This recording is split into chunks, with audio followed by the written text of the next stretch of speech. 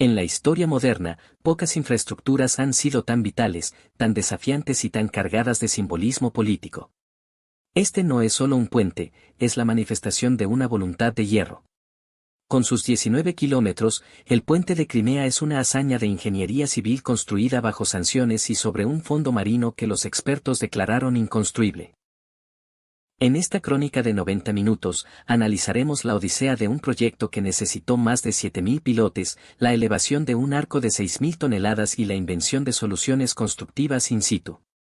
¿Cómo se levantó el puente más largo de Europa en tiempo récord, y a qué costo geopolítico, ambiental y estructural? Si te apasionan los límites de la ingeniería humana, suscríbete y prepárate para un viaje al estrecho de Kerch. El verdadero enemigo del puente de Crimea no fue la política, sino la historia. La idea de un cruce se remonta al Imperio zarista, pero el intento más relevante ocurrió en 1944. Detallaremos la construcción de emergencia del puente ferroviario soviético de la posguerra. Este puente, erigido con materiales recuperados, sucumbió al invierno de 1945. Analizaremos las causas de su fracaso, el diseño defectuoso de los pilotes contra el hielo y la falta de rompehielos adecuados. Esta catástrofe se convirtió en el plano de seguridad más importante para el proyecto moderno, dictando la necesidad de una resistencia sísmica y antihielo sin precedentes. Entraremos en la pesadilla de la geología. El estrecho de Kerch se ubica en una zona de intensa actividad tectónica, con riesgo de terremotos de hasta 9.0. Pero el desafío principal es el subsuelo. Una capa de más de 80 metros de sedimentos blandos, arcillas y, crucialmente, el lodo volcánico que actúa como una sopa movediza. Explicaremos cómo las mareas del Mar Negro y el Mar de Azov chocan, creando corrientes violentas que erosionan el fondo marino. El diseño del puente debía garantizar una vida útil de 100 años bajo estas condiciones extremas. Lo que obligó a los ingenieros a buscar la capa de roca sólida, muy por debajo del fango. La clave del éxito residía en la base. El proyecto requirió tres tipos diferentes de pilotes: los pilotes tubulares inclinados, los pilotes rectos hincados y los pilotes perforados. Profundizaremos en el método de hincado por vibración, explicando cómo esta técnica permite introducir estructuras a gran profundidad sin destruirlas, pero requiriendo una precisión geodésica constante. Analizaremos el sistema de monitoreo sísmico que se instaló en cada pilote para detectar la más mínima desviación o movimiento en el fondo marino. Clavar 7.000 puntos de apoyo a más de 90 metros, asegurando su alineación, fue una epopeya técnica por sí misma. La construcción fue una carrera contra el tiempo y la naturaleza. Explicaremos cómo se diseñaron y construyeron las plataformas de trabajo temporales que permitieron operar la maquinaria pesada en medio del estrecho. Estas plataformas debían ser móviles, pero capaces de resistir olas de hasta 3 metros. Detallaremos la logística del transporte de hormigón fresco y la gestión de la cadena de suministro a lo largo de los 19 kilómetros de obra. El factor hielo de invierno requirió el uso de plataformas especiales con calefacción y un equipo constante de rompehielos operando durante la fase crítica de la cimentación. Las sanciones internacionales tuvieron un efecto paradójico. Forzaron la autosuficiencia tecnológica. Analizaremos cómo se diseñaron y construyeron las grúas navales y los equipos de izado específicamente para este proyecto, dado que los fabricantes europeos se negaron a vender equipos. Esta sección detalla la prefabricación modular, miles de toneladas de vigas, soportes y módulos de pilares construidos en astilleros rusos y luego transportados al sitio.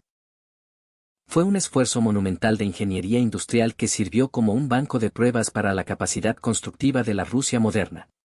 Este capítulo es el punto álgido del documental. El arco navegable de 227 metros de longitud era esencial para permitir el paso de los buques de guerra y el tráfico mercante hacia el mar de Azov. La estructura, que pesaba 6.000 toneladas, el equivalente a un pequeño buque de guerra, no podía construirse en su lugar. Analizaremos el método de construcción en el muelle de Kerch y el plan de izado más complejo jamás intentado en la región. Describiremos con detalle la operación. El uso de múltiples grúas flotantes y barcazas especializadas, la espera de una ventana climática perfecta de 72 horas, y la precisión micrométrica requerida para levantar y deslizar el arco a su posición final sin causar tensión. Fue un triunfo de la ingeniería de izado naval. El puente de Crimea no es uno, sino dos puentes.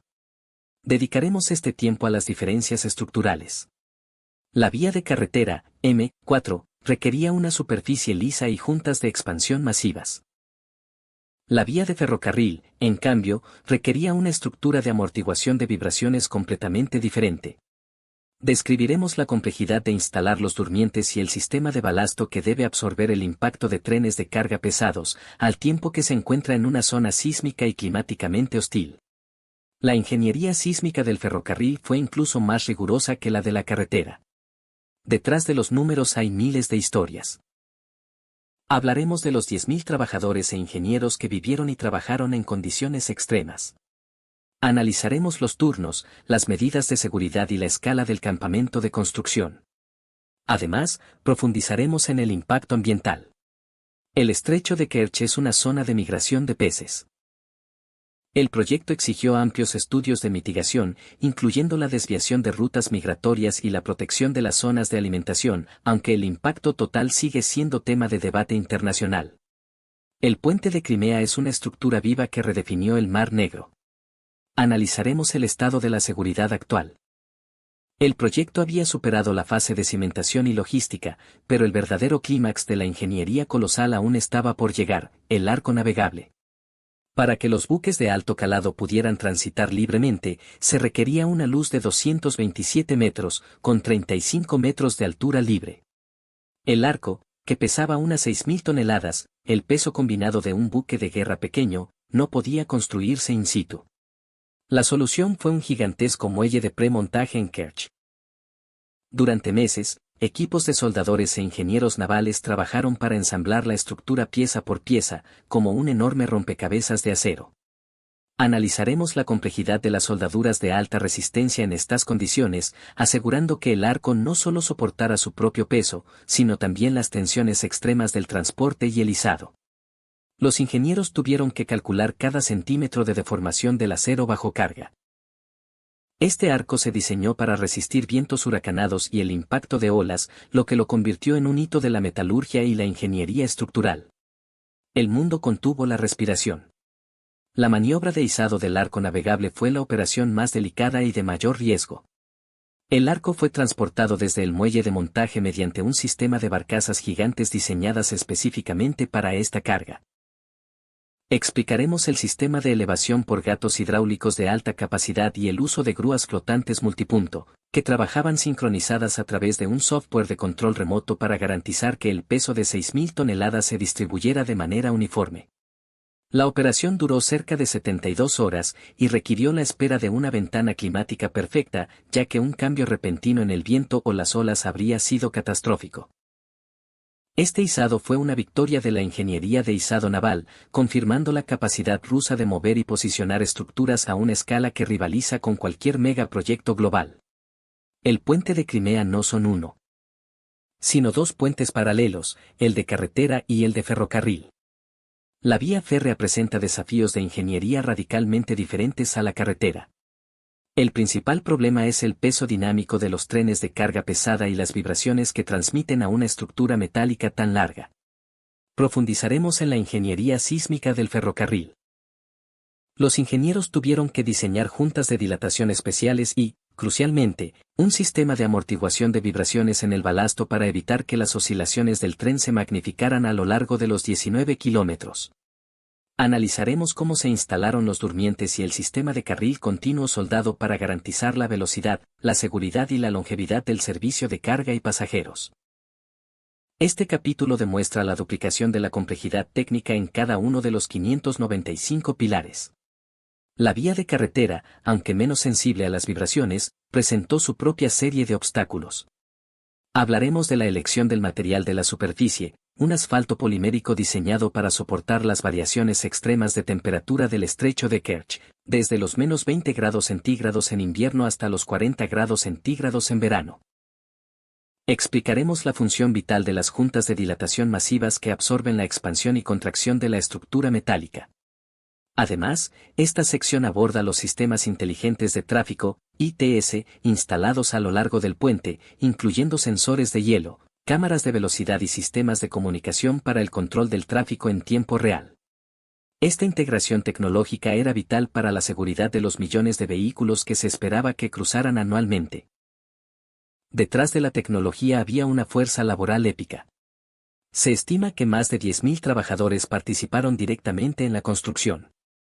Hablaremos de la logística de la vida en el sitio, los campamentos de construcción, los turnos rotativos y las condiciones extremas de trabajo en el mar. Este capítulo se enfoca en la cultura de seguridad bajo una presión política inmensa. También exploraremos el lado humano, las habilidades especializadas de los soldadores, buzos e ingenieros que pasaron años lejos de casa. El puente se convirtió en un proyecto de identidad nacional, un punto de orgullo forzado por las circunstancias geopolíticas, con un costo humano que a menudo se ignora. Un proyecto de esta magnitud no puede construirse sin un impacto significativo. Analizaremos la polémica del impacto ambiental. El estrecho de Kerch es una zona de migración de peces. El proyecto exigió amplios estudios de mitigación, incluyendo la desviación de rutas de navegación durante la construcción, el monitoreo acústico de la fauna y el uso de pantallas de burbujas para minimizar el impacto del ruido del hincado de pilotes en la vida marina. A pesar de estos esfuerzos, la comunidad científica internacional sigue debatiendo el daño a largo plazo en el ecosistema del Mar Negro y del Mar de Azov, especialmente en el flujo de agua y sedimentos. El puente de Crimea es el objetivo militar más valioso de Rusia en la región. Por lo tanto, su seguridad es un asunto de alta tecnología y defensa naval. Este capítulo es un deep dive en las defensas instaladas. Analizaremos los sistemas de defensa aérea S-400 que cubren el cielo del puente. Describiremos la vigilancia constante de la infraestructura submarina contra el sabotaje, incluyendo el uso de sonares y equipos de defensa antisubmarina y antibuzos. También exploraremos el monitoreo estructural, una red de sensores integrados que mide constantemente la vibración, la temperatura y la tensión del acero, alertando a los ingenieros ante cualquier anomalía estructural. El puente de Crimea es un hito de la ingeniería moderna y una crónica de la capacidad humana para superar obstáculos que parecen insuperables. Más allá de la política, es un testimonio de la voluntad de construir, incluso bajo la presión más intensa. Ha redefinido el Mar Negro y se ha convertido en un símbolo de la ingeniería nacional rusa. Su éxito demuestra que la autosuficiencia tecnológica y la ambición pueden reemplazar la cooperación internacional. Si la escala de este proyecto te ha asombrado, te invito a explorar más sobre el ecranoplano o los desafíos de ingeniería civil que redefinieron el siglo XXI. ¿Crees que este nivel de desafío justificó el costo y el riesgo? Deja tu opinión en los comentarios.